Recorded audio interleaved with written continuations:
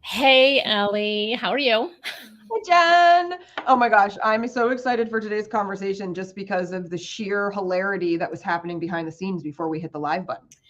You know, what I appreciate about both of us is that we are authentic in wherever we show up. So how we were just chatting versus how it's not like we're all of a sudden like and go polished. No, we are cackling the same behind or in front of the camera. So Polish isn't even really in my vocabulary unless I'm talking about the revising process.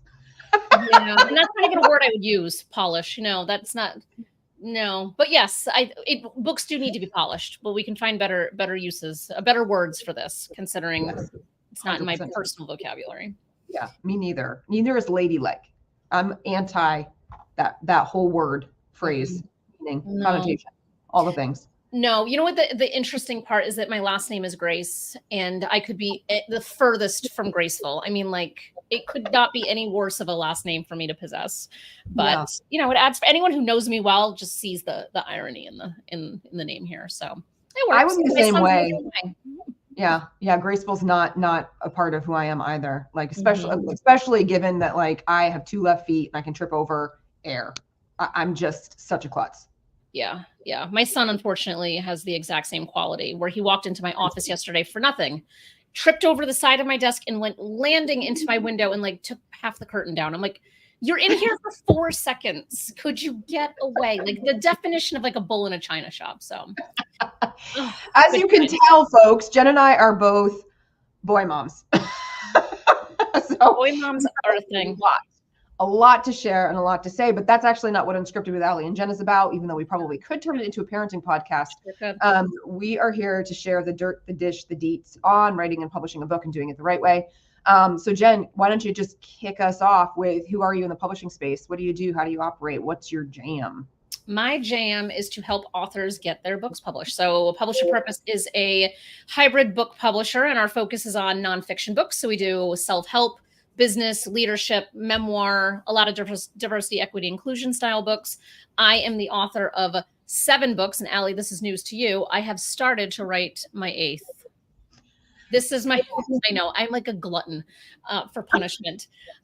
So this is the first public declaration that I have indeed started an 8th with a goal of having it out in 2026, because I'm trying to do every 3 years, release my own personal book, in addition to helping the abundant amount of other authors get their books out as well. Okay, so are you going to give us a sneak peek on what this 8th book is about? Well, here's the thing. I'm trying to figure out how to frame it, but it's the idea that a midlife crisis is not actually a midlife crisis. It's just life. Also, yes. Yeah. Like we all have these like conceptions of like what a midlife crisis looks like, of like, oh, you have to go out and buy something frivolous and things that you don't need. But really, what if it's like actually coming into your own because you've been like, dealing with other things up until the point where you have adult money, for example.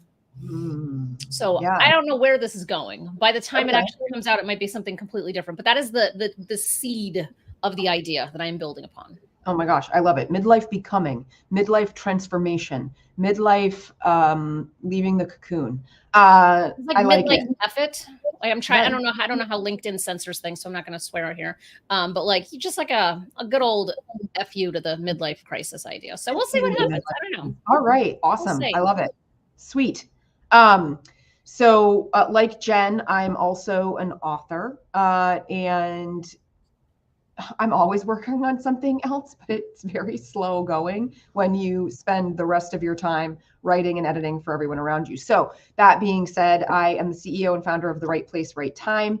I am an international book coach and ghostwriter and developmental editor. My sweet spot is nonfiction with a passion and niche in memoir. And I am really here to witness people who are trying to turn their past pain into purpose by writing impactful and emotionally compelling books that are not only going to change our world, but is actually going to change the individual who's working on that book.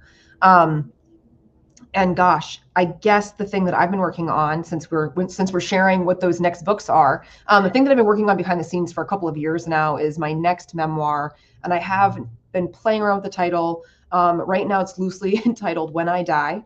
And it's a memoir about coping with our humanity.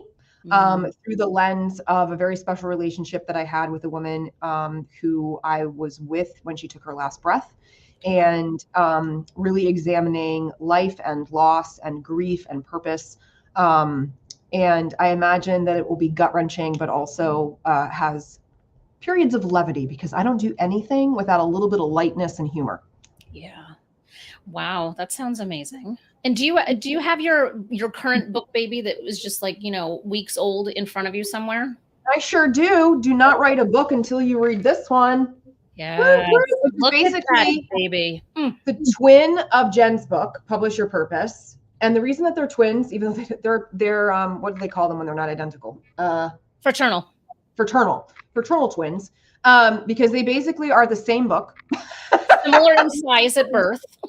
Right? Because they cover a lot of the same stuff. So if anybody out there watching this now live or catching the replay, you need a desk reference to sit right next to you as you're navigating this whole writing and publishing space. You either want mine or Jen's, or you want the two of them. And you also want a stack of Post-it notes and a highlighter. Yes. Do it right. We should have a whole bundled package that includes Post-it notes, highlighters, a guide, both books, the whole nine. That would be fun. But can you imagine how much it would be to ship just that box, given how gigantic our book babies are? Oh my God. They're like, and what's interesting is that I would imagine that for someone watching this, maybe the size doesn't really clearly come through on a video to like how thick it is, but what's your total page count? Mine's 402. Yeah, you beat me. Mine's 292 numbered pages, and then there's another 40 or so unnumbered. So right. Okay. Yeah, they're pretty close. They're beefy, but they're great. And they're super important to the writing and publishing process. They are. And they really are desk guides. I like that framing of it. Yeah, they are. They're total desk guides. And I know that we both cover in our books today's topic for Unscripted, which is getting more bang for your book, the revenue generating opportunities that your book provides. So what we want to do before we open it up to those who are joining us live, to ask questions and get live coaching, is we kind of want to just give like 30,000 foot view on a few things that are really important for authors to know around revenue coming from one's book. And so, Jen, where would you start us off in this conversation? I was thinking that perhaps I can use my girthy book baby over here as a case study, potentially, to kind of show what the path might look like for somebody. So if someone purchases this book, they are gifted the book, they get it for free, however they acquire said book. In it, I have calls to action absolutely everywhere, but they're not everywhere in an obnoxious way. Because I think, I don't know about you, but I've definitely read books where it's like so self-serving from the author's standpoint that they're like, go do this, go do this, go do this. And it's very like hammering it home, like getting people to like go buy a program or to go do something else. So I've done it much more subtly throughout, but it's not to get people to leave this and go buy a program. It's to leave this to go get another resource that is going to be complementary or supplemental to some area of the process that they have. So if they want to go participate in our 30-day writing challenge, it's accessible to them. If they want to go download our book cost blueprint, that's accessible to them. There's no cost involved for those things. But when we think about revenue generating and how to actually have our book help us generate revenue beyond the sale of the book itself, when someone goes and participates in that 30-day video series, or they go and download that book cost blueprint, they are now in our web, in our PYP family. And so they're on our newsletter, they're on our mailing list. And both of those potential like sequences, right, where they're bringing people along a journey to build that trust factor with, in this case, myself as the author in my company, but for, whoever's watching, like you as the author, because we can't just like, it seems like a tough sell for you and I to be sitting here right now having this conversation and someone be like, you know what I want to do? I want to invest $20,000 with one of them to either write it or publish it, right? That's not like it's a longer tail in my experience from a author standpoint. So if you're selling coaching or consulting or you're speaking, it's not an easy sell sometimes. So you have to like really be mindful of how you bring someone on the journey. So when we're thinking about book revenue generating, how can we think about how to get your book in the hands of as many people as possible? But then beyond that, how do we make sure it's clear to your reader that you are available for all of these other ways in which you can support them? And I think that that's what a well-crafted book does with a lot of intention, is just makes it easy for the reader to say, oh, wow, I see what Ally's, I see this is what Ally's approach is to this. This is interesting. Maybe I want to reach out. Maybe I want to get on our mailing list and just learn a little bit more and just observe and lurk in the distance for a while. And then you get that opportunity when they reach out, or maybe they're on the list and you're reaching out to them. And so to me, that's kind of like thinking about an entire, and I hate using funnel because there's so many marketers that are like a marketing funnel, a sales funnel, a enter anything before here funnel. And it's not that. It's more of like an intentional journey for somebody. You're not just looking at somebody as like a number. Like, let me see how many people I can throw into a funnel. I don't like the way that feels. Although it is very much a funnel. You have a lot of people kind of coming in at the top and slowly working their way through your process to understand, like, wow, I think Publisher Purpose would be a right fit for me, or I don't think it's a right fit for me. Either way, that's kind of what you're trying to get people to understand and decide. Yeah. Yeah, I would say it's a book, and this is overused in the industry. Your book is your business card. What the hell does that even mean?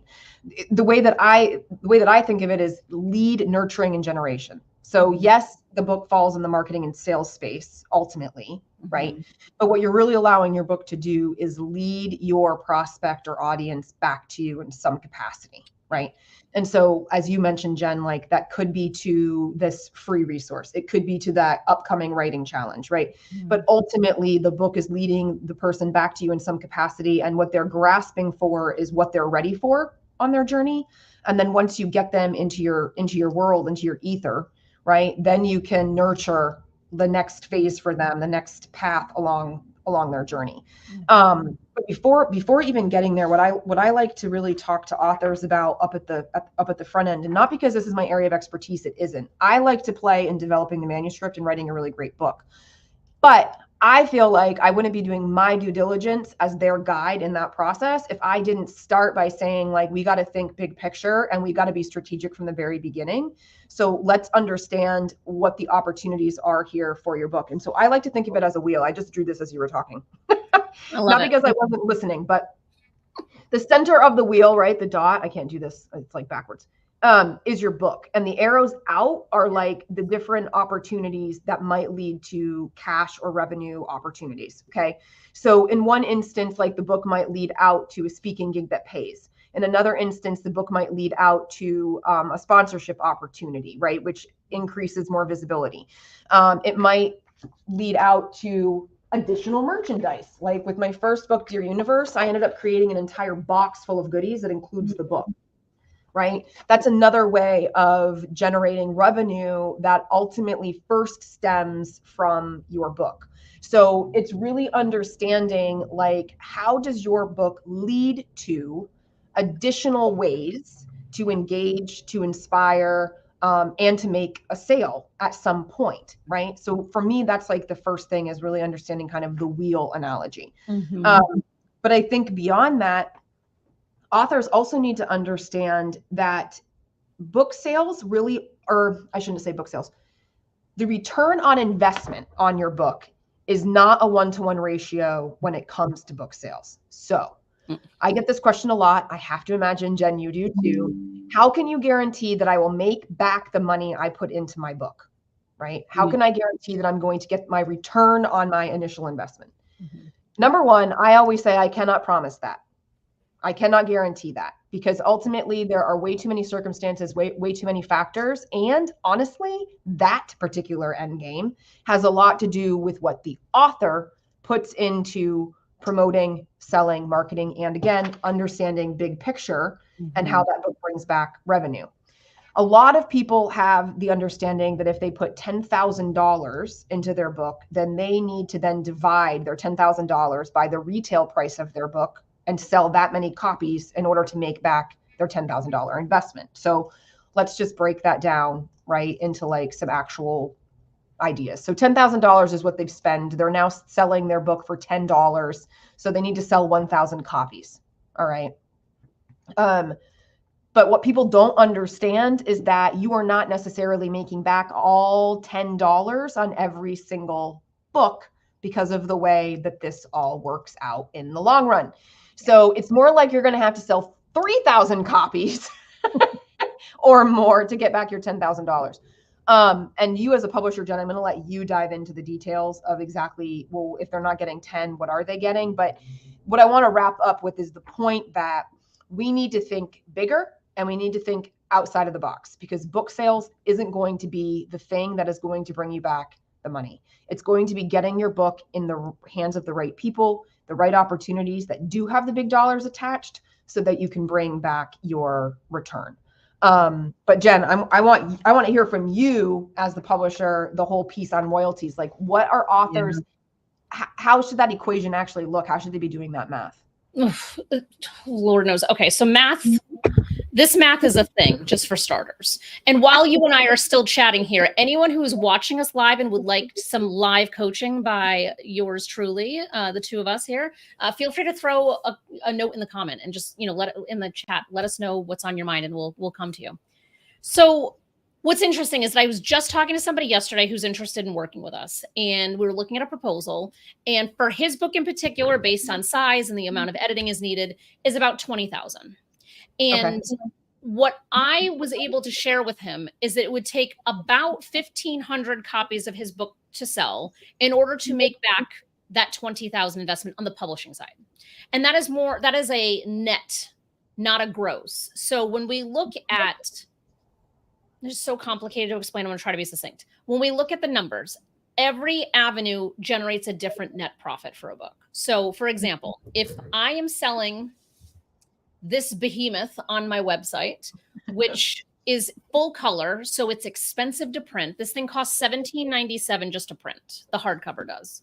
The paperback costs a little over $13. The black and white's under $5. So like big difference when we add color into the mix.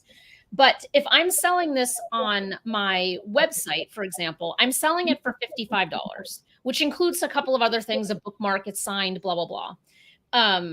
That's 55. So when I look at the profit of that, I have the 55 less the 17.97 less the 4.67 for printing, and then I know that my envelope that I ship it in costs 51 cents. So like I have it all broken down. So when I look at all of those numbers, I can see, all right, how much money am I going to make on this? And it ends up being, I want to say at the end, it ends up being like something like $15. Or maybe the paperback's 15, the hardcover's like 20 something. If I sell my book on Amazon, which is a black and white version of it, that it cost me $4.91 to print. And it's a paperback. So I make $10.05 on that. So when I'm looking at it, I can make basically double the amount of money by selling this book through my own website. But I can also sell this through Amazon. So Amazon's making $10.05 for me. My website's making maybe $20 for me. If I'm selling it in person at an event, I don't have shipping and packaging anymore. So now that's a different cost. So it's a matter of kind of looking at all of the different ways. And so for our authors that we work with, we actually have a spreadsheet that gives out all the configurations. Like if you're selling it in person, this is what you'll make. If you're selling it online, this is what you'll make. And then being able to kind of map that back. So the 1,500 number I had provided for the 20,000 is based on about a $13 profit margin, about a $13. Because we know that like if you're selling your book in person, for example, you can easily make a $13 profit margin if you're pricing it properly. So that's what we have to be thinking about, because distributors take 40%. So like if your book's selling on Amazon, they're taking 40% off of your retail price, and then they're also taking the print cost off. It doesn't leave a lot of room for profitability, especially when we're talking about hardcover books. Yeah. So, I mean, if I was to put that succinctly, right, is when you're thinking about ROI just on book sales alone, recognize that when a publisher says to you, oh, you get 75 or 80% of X, it's 75 or 80% of what's left after everyone else gets paid. Yep. Okay. Everyone else or everything else, like postage and shipping being a thing rather than a person. And so you need to have that in mind before you just sit down and do the math and think, okay, I'm selling it for this, so I just need to sell that many copies. Yeah. The end. I love, Jen, that Publisher Purpose has like a calculator for them to like figure out the different configurations. But this is exactly why we're having this conversation, because we don't want authors to miss opportunities to make additional revenue off of their book because they're thinking like this, number one, small and narrow, but also thinking as if it's like a clothesline, like a 1-to-1 ratio, right? Linear. One book sale equals this amount of dollars, and therefore that's how I calculate the whole thing. I like to think of it more like tangled Christmas lights. Somewhere in there is your book on one end, okay? And maybe that book like led you to get onto a podcast because the podcast was only accepting people with books. And then an audience member who follows that podcast is connected to a conference who's looking for speakers. And so then they reach out because they heard you on the podcast. And so now they've invited you to speak. And now the speaking comes with a little bit of money and the ability to sell your book at the conference bookstore. And so now you're getting paid to speak, which came from your book, and you're selling books. So you're getting book sales. Do you see where I'm going with this, people? You are like a wealth of amazing analogies, by the way. Yes, I think tangled Christmas lights is the most perfect way to describe how you make money on books. So beautiful. Well done. I will absolutely use it and I will give you credit. Oh, bless you. All right, Julie, you had a question. What did I include in the box that I created that goes with your book? Yes, unboxing time. This is. I have this same question, Julie, and Julie is a PYP author and is an absolute gem of a human being. So I'm so happy that you're here. All right, Julie. Well, let's get you some inspiration on what you can do with your book. Okay, so number one, I had help from an intern for these over the summer, but we custom designed this box to match my first book. Dear Universe, I Get It Now. Okay. So you can see how these are like beautifully branded together. And then what I've been encouraging people to do is use the inside of the cover to collage with stickers. And there's actually stickers included in the box. People love stickers, and it's such an easy, low key effort. So easy. And so one of the stickers is actually designed by a friend and colleague and power partner. Hope is the thing with feathers. But the other little ones that I threw in here came in like a packet of 100 from like some Amazon seller. I threw in a permission slip piece, right? Because the whole box is around bravery and standing out and being authentic. And I threw in a pencil that has a fun affirmation on it. And this one actually is so close to my tagline, which is be brave, be you, it's time. And the pencil is be bold, be brave, be you. Could not have matched that more perfectly. But the things that I spent time creating in the earlier iteration of my book that then eventually went into the box was a matching pen, a matching bookmark, a book plate. Yep. I'm going to explain that in a second. And then more recently, I created a card deck that goes with the book. So these are Be Brave, Be You bravery boosters. I took some of the bravery boosters that were already in the back of the book and created them into cards and then added more that I came up with. And then I did an unofficial companion guide journal to the book because lots of people kept asking, is there going to be a journal that goes with everything? And I didn't know if I wanted to bite off an entire journal yet. So I started to just play around with something that was 4-colored bite size that I could get printed locally. To put into the box. Now, what I haven't done yet is itemize everything so that if people have the book and they don't want the box, they could buy the journal separately, they could buy the card deck separately. But this was a lot of fun to experiment with, play around with. It was like the closest thing that I could get to like developing my own little subscription box. And it was just fun to create, like, and think a little bit more broadly than just the book itself. Yeah. Can I ask some follow-up questions? You sure can. Number one, can you please explain what a book plate is for those who may not know? Oh my gosh, book plate. I know this is like so old school, but it's like one of the stickers that goes inside a book that says it belongs to you, and you fill out your name in the middle. So this is my copy. You can't touch it. It's like the dog that pees on the fire hydrant, except in a much. You're like, I'm territorial. This is mine. This is mine. You can't have it. Yeah.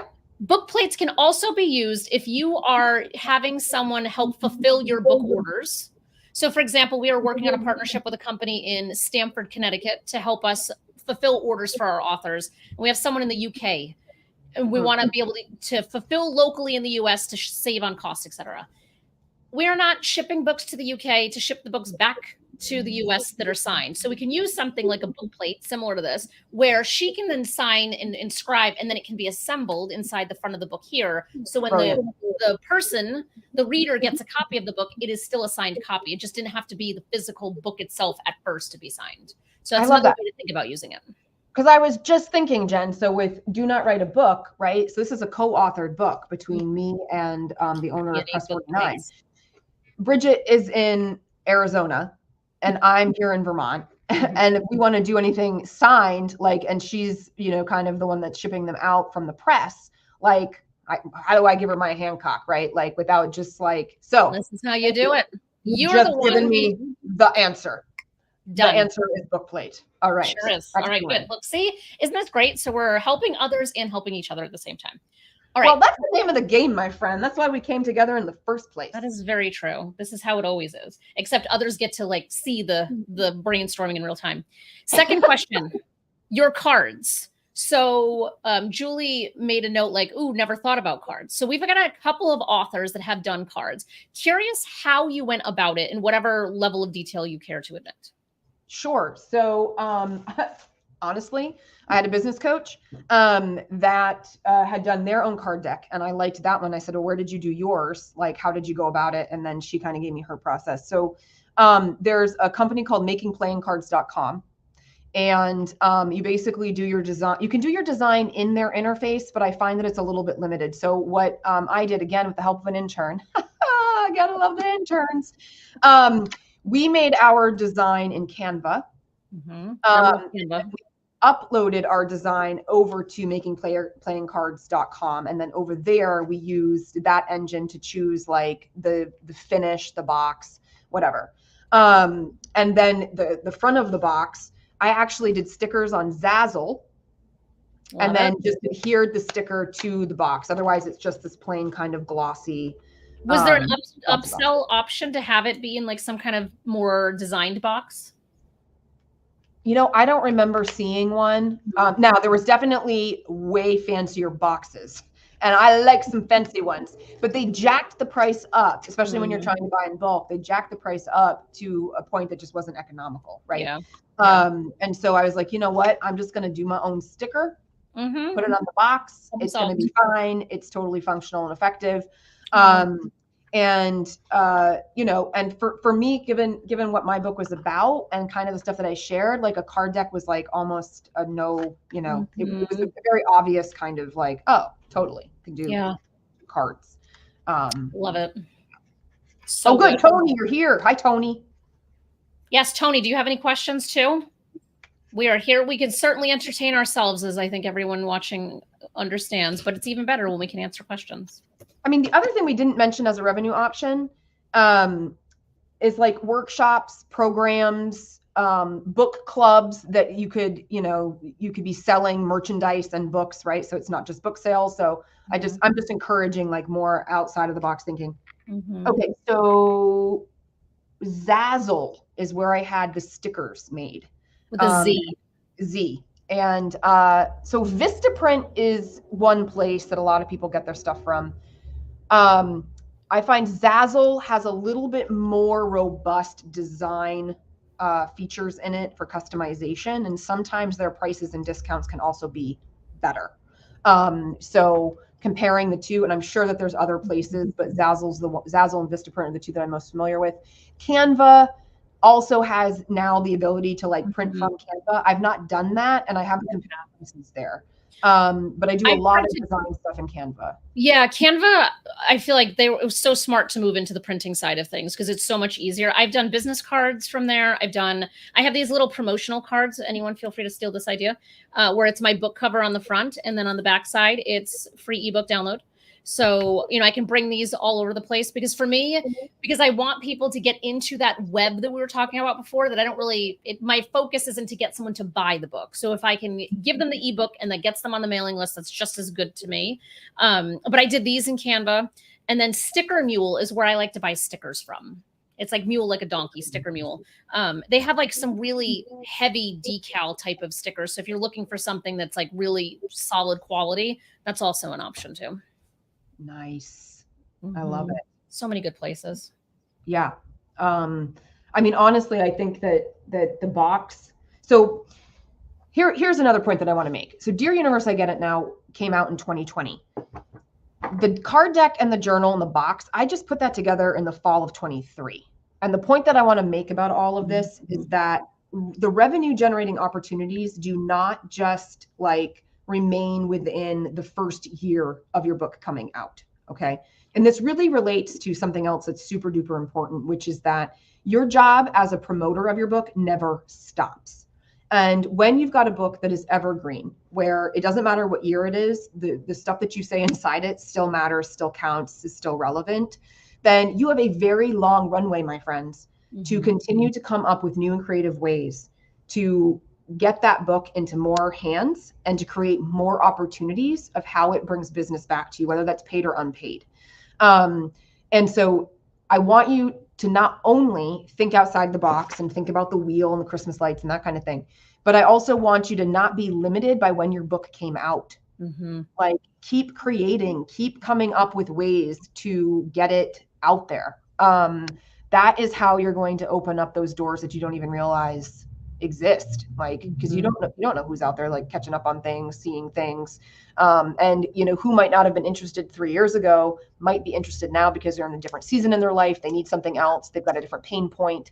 Jen, you want to piggyback on anything that I'm just rambling over here? Yeah, and you're rambling in a great direction, because where my mind went was, it is our job as authors to listen to what our readers are asking of us. And so you might get a request for, like, your book might have just come out today, and people are saying, well, what if you had this, or how about that? Oh my God, I would love to buy a mug. I wish you had a sweatshirt, whatever the things are. Now is not going to be the time that you have the mental bandwidth to focus on doing those things. But you might have it in 6 months, might have it in a year, might have it in 2 years, right? So again, to your point, like when you have a book that is more evergreen, it really has a long shelf. Like memoirs in particular, if you have a memoir, those live on forever. Like there's really no end date with a memoir. Nonfiction gets dated when you're talking about very specific, more relevant topics. But I think it's wise. Like I advise our authors to just create like a parking lot document, where as the ideas come to you, just file them away. Future you will get to them when you have time to get to them, but you don't want to lose the idea either, even if you can't execute on it right now. Yeah, 100%. One of the coolest things I did when Dear Universe was launching, and I had just enough bandwidth for this, but there was a lot of other things, like other ideas, I let go. I didn't do a book club right away. I didn't do the box thing right away, even though it was kind of like a murky idea back here. But what I did do was I did a limited time, limited amount of what I called at the time something ridiculously alliterative. Berthium's book launch bookworms bundle. I don't even know. So cheesy and wonderful. And it was a box, and it came with a signed copy of the book, a matching mug, the pen and the bookmark that already existed, and then a 20 or 25-minute virtual coffee chat with me. I only had like 10 or 15, and they sold within 24 hours. Amazing. But then it was like, there was these like original gangsters, if you will, who had like the mug to go with the book and go with these other things. And again, a lot of fun to create. But, you know, the whole point being just like, you know, really step outside of your comfort zone and think big. Like, even if you can't do it right away, don't be afraid to imagine. Yeah. Julie says, can you talk more about creating a workshop for your book? What could that look like? So Jen, I know you've got something, but I'll just jump in here to say, so this is a really great example. So do not write a book until you read this one. My co-author and I have now done a talk at a virtual conference that was called Do Not Write a Book Until You Attend This Session. And the whole session was basically riffing off of the biggest and best points from this book, right? Then here locally, I tried doing a series of events I called I use the same title, Do Not Write a Book Until You Attend This Session. And people could buy tickets to come to part 1, 2, 3, or 4. And each of those things was in line with a part of the book and highlighting those particular ideas. And now coming up in April, she and I are doing a 2-part workshop series called Do Not Write a Book Until You Attend This Workshop. And the price of that workshop comes with a copy of the book. And we're going to be facilitating and guiding them through 2 90-minute sessions where we cover the first 2 parts of the book in the first session, the second 2 parts of the book in the second session, and people walk away with a customized roadmap for their book based on what we teach in ours. So that's an example of like turning your material into a workshop. But Jen, I know you've done tons of things. Literally the same formula to such a degree. So like my book has 18 chapters in it. 17 of them lend themselves to being their own independent workshop. So when I was launching my book in October, I reached out to my undergrad alumni association and I was like, hey, I see these emails come through with authors coming and speaking about a topic. Is there something I might be able to do with you? And they're like, yeah, do you want to do 1 session, 2, 3, 4? Like they were wide open to the possibilities. And I was like, let's do a 4-part workshop. And so where do you think the 4 parts came from? Directly from the book. And so, you know, like there's the writing portion of it, there's the mindset piece of it, there's the publishing side. And so if you have a book that is written in a intentional way from the start, which is when you're literally just starting the writing or just starting to work with someone like you, Ally, how can we think now that we can turn this into other material later? I think that's really important. But what I will say I did, and I will put the caveat here, that I do not believe that AI should be used to generate content of a book. There's no exception to that, in my opinion, at this moment in time, as of March 14th, 2024. However, there are many ways we can use AI to help us figure out how to do something with our own content later. So what I did is I went into good old ChatGPT and I said, give me an outline for a presentation about this. And I dropped in pieces of my book. And within a couple of minutes, I had my 4-part series figured out that I was going to do for my alumni association. But it was specifically using ChatGPT to get me to just give me the framework that I was looking for to be able to translate it from written word to more of a spoken word and like bullet points. And it worked really well. So Julie, you could totally do something like that with yours. And so Julie's topic is about LinkedIn and kind of leveraging it from like a personal branding standpoint, looking at your professional brand, your business, your company's brand. So there are so many opportunities for you, Julie, to be doing LinkedIn workshops, for example. Yeah. I mean, and like snippets on live stream or video, recorded video, that like just gives little teasers and then pulls people over into an actual experience with Julie and her book. 100%. Now for like, so other ideas here from like a more memoir perspective is I created something again within the last year. It was on that parking lot sheet, right? And I finally acted on it. I called it the Bravery Book Club, which was a book club with a bravery problem.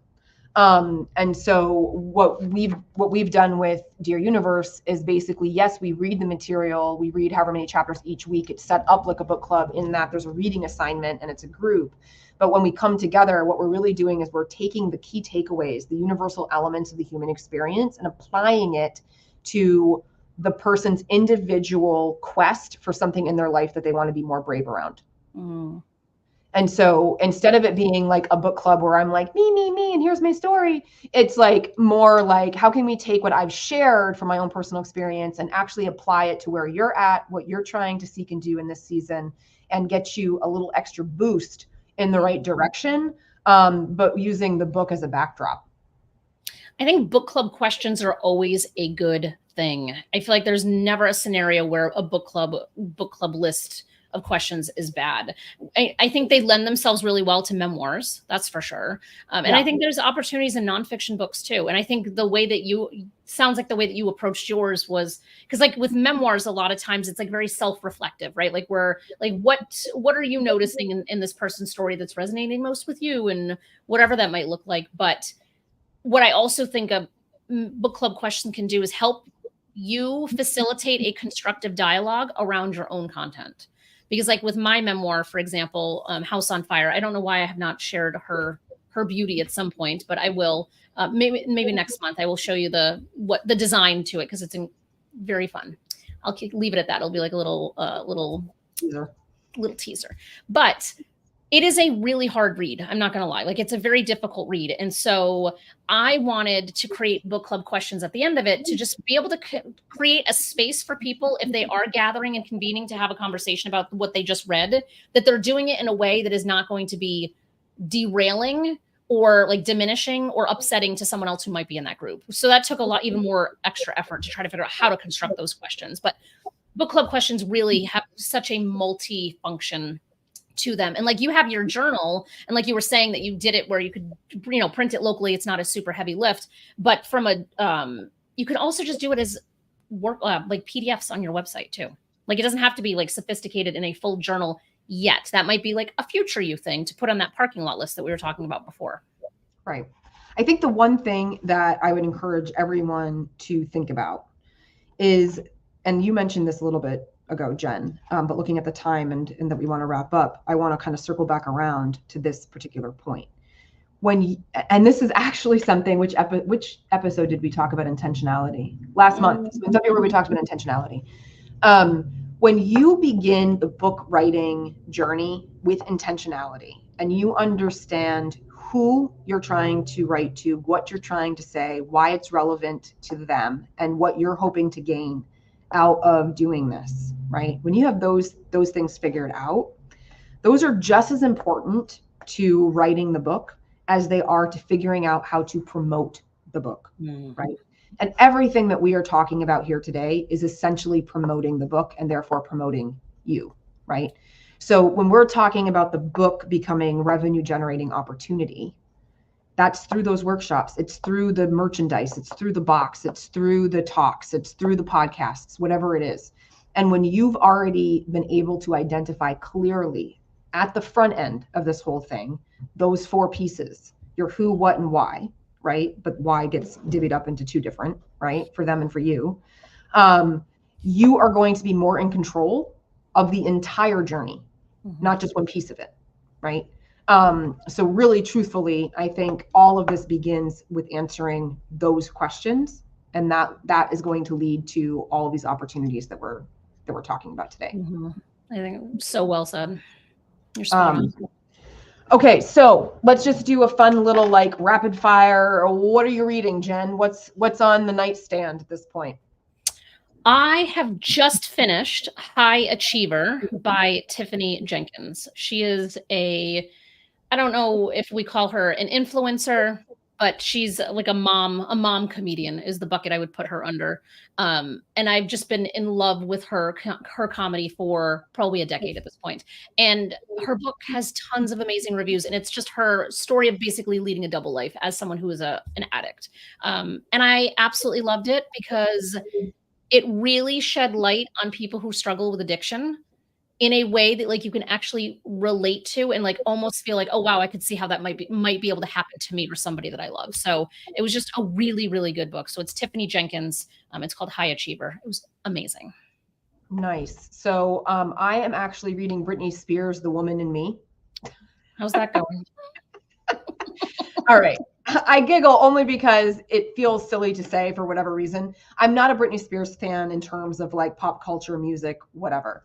But a best friend of mine said, no, I really liked it. Like, give it a shot, given that I'm in the memoir space. And he is a Britney Spears fan. And so I'm open to anything. And I'm really interested in memoir and how memoirs can be constructed.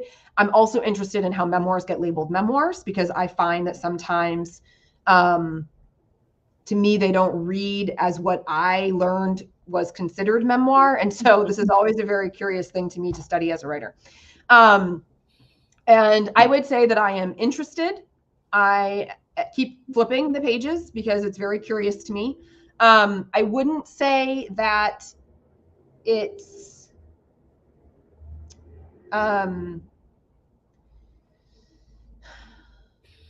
would say there's pieces that to me lack depth. And I don't mean that she's not making good points, but what I mean is I feel like there's a lot more telling than there is showing. And so while to some extent I find myself nodding in agreement when she discusses, for example, how women in the music industry and kind of celebritydom are treated very differently by tabloids than male counterparts.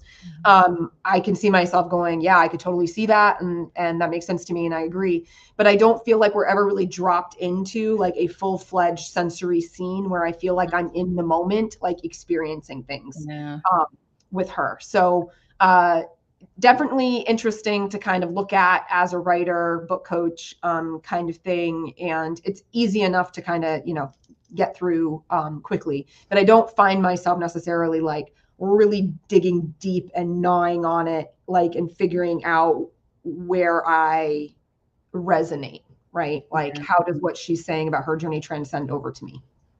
So she's kind of like missing the universal truth of it all. I mean, I'm like halfway through. Yeah.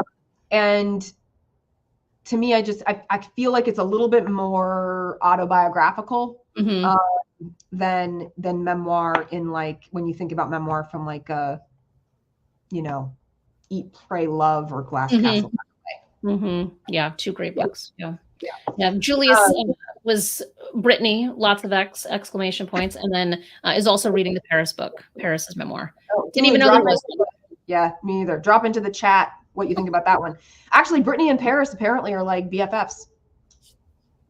I live under a rock, and everyone I know knows that I'm a cave woman, and I know nothing about what is happening in pop culture in any way, shape, or form. Had no idea that there was a Paris book. No idea. Yeah, me neither. And I don't usually read like celebrity memoirs. Like, I think the last one I read was Michelle Obama's Becoming. That was a good one. If that counts as like celebrity memoir. Like, I think it should. I think it should. So yeah. So I don't usually follow up on, like, I didn't even watch the Oscars. Like, I just caught all that like in highlights. I don't even know when they were. If you want to talk about being in a cave. Sunday, a couple days ago. This past Sunday. Yeah.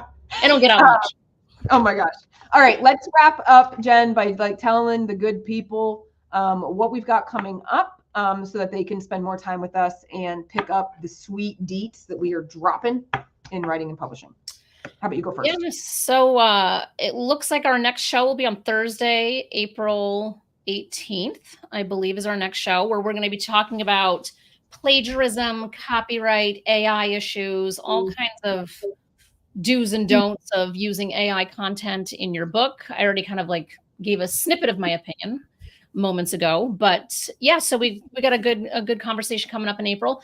I just launched a new writing program that is a weekly writing circle for folks who just really need some added accountability to get the damn thing done, and they may not have the resources or means or desire to be in a more intense program or to work with a ghostwriter or whatever that might look like. And so we just launched it this week. So it's still kind of in a beta mode. So it's called Write Your Purpose. We like to keep purpose in it. So if you're interested, you can check out publishyourpurpose.com. And then there's on the side, there's a little button for it. So that is what I am promoting currently. Awesome. So I've got a couple things coming up in April. One I already kind of talked about, which is the Do Not Write a Book Until You Attend This Workshop. That's a 2-part series with my co-author and I, happening in April, 90 minutes at a time. And I think we've linked to the registration page in the notes, or DM me if you want more details. The other one I've got coming up with another power partner, multi-time author and TEDx speaker and also comedian, Lisa David Olson. She's also the host of Stranger Connections. We're doing something called PJ's Pens and Prose. This is a Saturday writing workshop in our PJs in April, where we're taking people through kind of storytelling and developing a signature talk or getting their book going, and pairing how book and speaking go together hand in hand. We do. So we've got that linked somewhere in the show notes as well. Anything else we've got for people today, Jen, before we say goodbye till next time? Quickly, I'm just looking. I just popped up our notes just to make sure that indeed it is linked. They are all in there. I have a free writing workshop that is from April 1st to the 5th, from 11 to 12 Eastern for 5 days straight. That is all about the mostly mindset of getting yourself like in the right place to get this done. So you're welcome to check that out. It's called the Publish Your Purpose Author Lab. So that is my other thing. You and I have no shortage of things going on at literally any point in time, ever. So true. So come tap us, get some help, get some support, get some expert advice. And we look forward to seeing you all next month for another fabulous installment of Unscripted with Ally and Jenn, where we're bringing it all together with some copyright, IP, AI, acronyms, abbreviations. So good discussion. join us again then, and thanks for joining us today. See you next time. Beautiful. Thanks, Ally. Bye, everyone.